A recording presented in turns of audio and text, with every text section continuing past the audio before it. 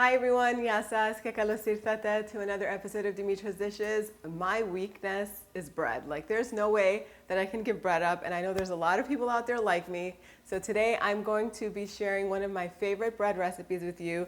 I've recently come up with Mediterranean olive bread twists. These are addictive. I mean, you should have people over so that way these finish up. Otherwise, you'll eat the whole tray if you're like me. They're so soft and fluffy. I like to fill them with chopped Kalamata olives, sun-dried tomatoes, but there are so many options, and I'll tell you some other ideas at the end of the video. Let me show you how I make them. Okay, so in a tabletop mixer, we're just going to go ahead and add 2 cups of lukewarm water. So make sure that the water is not cold and it's not hot. So if the water is too cold, it's going to take forever for the dough to rise. And if it's too hot, it can kill the yeast. Lukewarm is what you're looking for, not too hot, not too cold, just like Goldilocks liked it. And then we'll add 2 teaspoons of granulated sugar in here, 1.5 teaspoons of instant active yeast. The sugar is going to help activate the yeast even faster. And then 1/4 cup of all-purpose flour. You can use bread flour for this recipe. It'll come out even better. Mix that all together. I just use the dough hook attachment and then I attach it to the machine. And we're going to let this sit for 8 to 10 minutes. You cannot skip this step because even though it's almost impossible for yeast to go bad, sometimes it does go bad. And if it does go bad, your dough will not rise, it will not do its thing, and you'll waste so much time and all these, valuable ingredients. Just take that little time so that way you can make sure that the yeast is nice and fresh, and you'll know it's active whenever a cloud forms on the top. You also smell it. It'll smell really yeasty. This is what it looks like. The longer it sits, the more bubbles it's going to create. If this doesn't happen and it just looks like cloudy water, you're going to have to throw out the yeast, get some fresh active dried yeast from the supermarket, and start all over so you don't waste any ingredients. Okay, now that that's said, in my big bowl over here, I have 4 cups of all-purpose flour with 1.5 teaspoons of salt. Once the yeast is nice and active, I'll add 1/4 cup of olive oil to the water mixture and then all of the flour and the salt. This is going to knead for about 8 to 10 minutes on low speed. If you're using bread flour, the 8 to 10 minutes is going to be enough.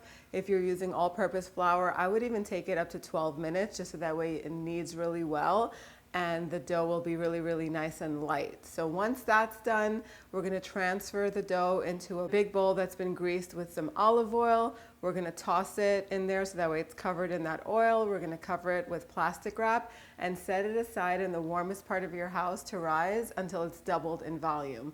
That can take 1 hour, it can take 2 hours, it just depends on the temperature of your house. Make sure that it rises well so that way it's nice and light. While that's happening, we're just going to prepare the remaining ingredients. So we're going to chop up some olives. So I have 8 ounces of pitted Kalamata olives here. We're just going to roughly chop them and put them in a little bowl, have them ready. And then I love sun-dried tomatoes in this. If you don't like the sun-dried tomatoes, you can totally leave them out. And instead, you can chop up some roasted red bell peppers. Those would work well in here. Chop those up. I'm using tomatoes, sun-dried tomatoes that are packed in olive oil. They have maximum flavor and they stay a little bit softer, and I feel like they just taste better too. So we're just going to chop those up too, put them aside in a little bowl, and once the dough has risen, we're going to carefully grease our work surface. Just with a little bit of olive oil, this is going to help the dough not stick to it. I'm going to spread the dough out into a large rectangle, sprinkle the olives on top, the sun-dried tomatoes, and then I also like to sprinkle some dried crushed oregano, 1 to 2 teaspoons, just so that way everything is covered. You can use dried thyme instead. If you wanted some fresh herbs, you can do maybe fresh thyme and a little bit of rosemary. Those herbs go really well with the brininess of the olives and the sun-dried tomatoes. Then we're going to cut this into strips. You can either twist each individual strip for skinnier bread rolls, or you can take 2 of the dough strips and twist them together just like this, so that way it's nice and thick and it'll just be layered and soft and just delicious. My baking tray is lined with parchment paper, and I sprinkled a little bit of semolina flour just to give it a little bit of a pizza texture. You know, every time you bite into really good New York style pizza, there's that little layer of semolina on the bottom. I love the way that tastes on bread. If you don't like it, you just skip that step. Carefully transfer the twist onto the baking tray that's lined with parchment paper. And now we're gonna let this sit at room temperature for 25 to 30 minutes, just until it fluffs up a little bit. You don't want this to double up in volume because then it'll deflate in the oven. You just want it to be a little bit more airy, so that way when it bakes, the inside of this bread is gonna be so soft and delicate. The oven is preheated to 400 degrees Fahrenheit. If you want to, you can brush a little bit of water on top and sprinkle some sesame seeds. I feel like there's enough oil in this bread, especially since we greased the counter, that it's gonna get nice color on it. So I will not be brushing it with water, and my kids hate sesame seeds, so I'm skipping them. But this is gonna go in my preheated oven. Again, it's at 400 degrees Fahrenheit. It's gonna bake on the center rack for 25 minutes until it rises a little bit more. It's gonna get beautifully golden. Take it out of the oven and let it rest for about 20 more minutes, 20, 30 more minutes, just so that way that steam settles. Once you pick these up, when they've cooled down to room temperature, they're gonna be so soft and fluffy. The outside is gonna get a little bit crispy. When you pull these apart, you'll see the layers of olives and those sun-dried tomatoes, that oregano. It's so soft and good. I made some macaroni mekima, which is the ground meat sauce with pasta. And I'm just gonna dip this bread, and I'll probably finish half of one of these twists. It's so good. Just look at the inside, look at the texture of that bread, how light it is. You guys are gonna love this one. I'll give you all of the options on the blog post, but it's ready to serve.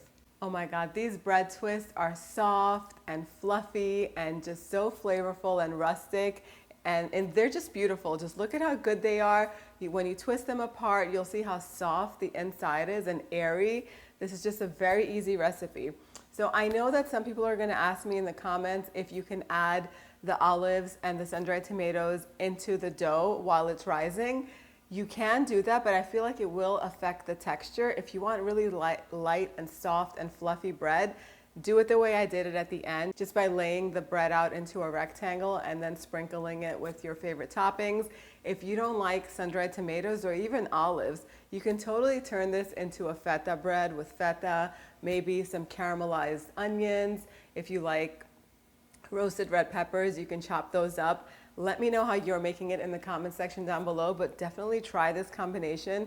If you like the combo of olives and sun-dried tomatoes, give this a try. It's so beautiful to look at, very easy to do, especially if you follow my instructions. Let me know how you're making it in the comment section down below, and to print this recipe out, head on over to the blog, dimitrasdishes.com, and make this as soon as you can. Thank me later. Thank you so much for spending time with me today. I'll see you all next time. Yes, us.